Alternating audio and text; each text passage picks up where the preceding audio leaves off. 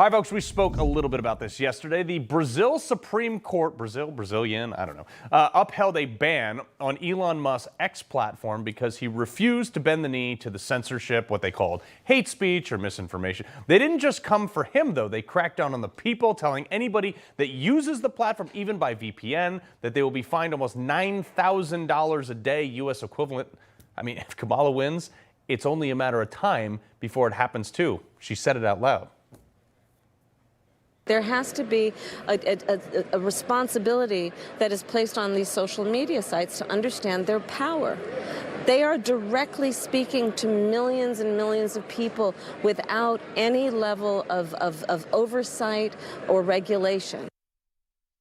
FCC Commissioner Brendan Carr has been super vocal about it. Elon Musk even retweeting you, sir. This is crazy, but it's not far-fetched in America either.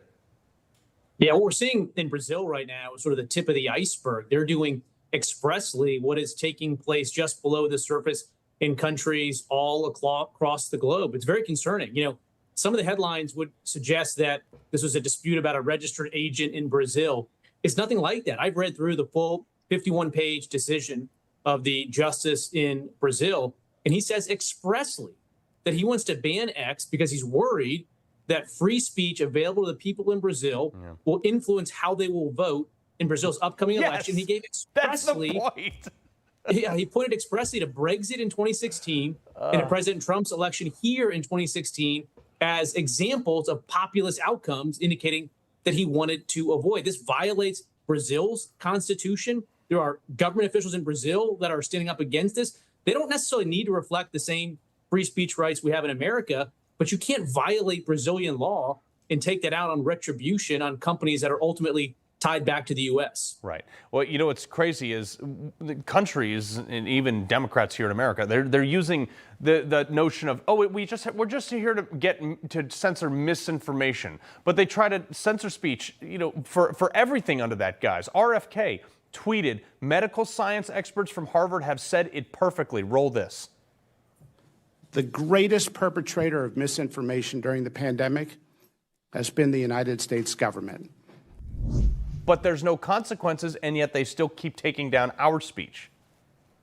Yeah, I mean, just last week, Mark Zuckerberg came forward and said that he was pressured by the Biden-Harris administration to censor Americans, and that should be deeply concerning. You know, we need some accountability there, but at least in the short term, you know, Facebook and other social media sites should publicly disclose between now and the election if any government officials, right, left, center, pressures them to censor America's posts. If they don't feel like they can publicly disclose it, then they should go to Congress and immediately disclose on a bipartisan basis that pressure that's taking place. You know, free speech is so important, but it's really on the knife edge right now. We are seeing, to your point, an effort to adopt censorship, to put it in the rubric of disinformation or misinformation.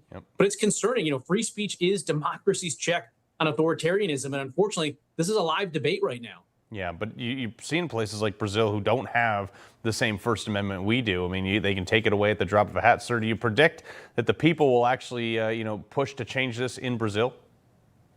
Yeah, you're already seeing some efforts underway to try to impeach the justice that has done this. But it's going to be a difficult slog. I think the political parties that are in power there in Brazil endorse this, and they want to see this continue. So it's going to be a tough road ahead. But I don't think it should go unanswered. You know, our relationship with Brazil is based on reciprocity and rule of law.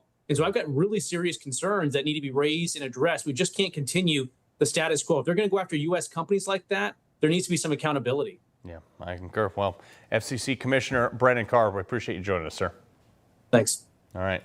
Well, Kamala Harris slammed for